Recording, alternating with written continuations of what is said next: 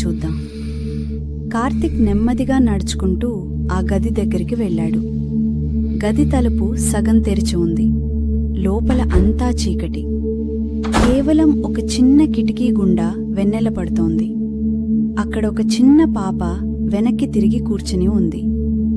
కార్తిక్, పాపా, ఎవరు నువ్వు? ఇంత రాత్రిపూట ఇక్కడేం చేస్తున్నావు?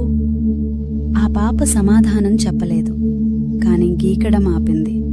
కార్తిక్ భయపడుతూనే ఆమె భుజం మీద చేయి వేశాడు. పాపా, ఇటు తిరుగు, మీ నాన్న ఎక్కడా? ఆ పాప నెమ్మదిగా వెనక్కి తిరిగింది.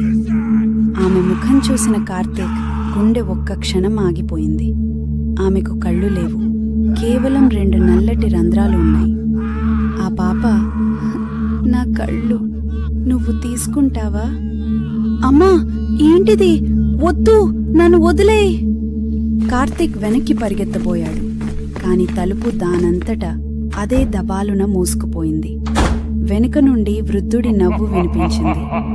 ఆ వృద్ధుడు తలుపు బయట నిలబడి ఇలా అంటున్నాడు, నేను చెప్పాను కదా బాబూ, ఆ గదివైపు వెళ్ళవద్దని. ఆ పాపకు కొత్త కళ్ళు కావాలి. ఈరోజు నీవే తనకి అతిథివి.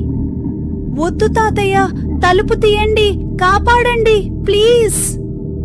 పాప, నీ కళ్ళు చాలా బాగున్నాయి, నాకు